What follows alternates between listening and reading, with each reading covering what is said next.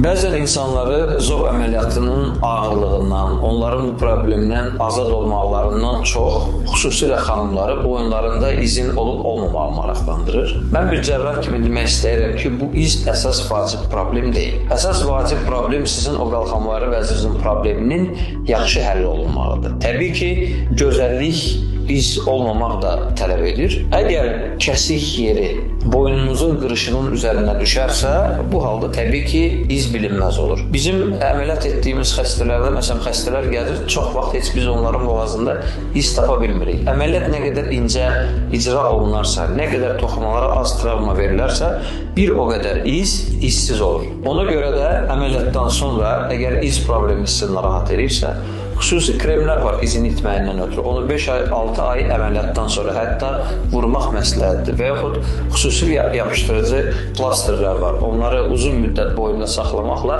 izin itməyinə nail olmaq olur.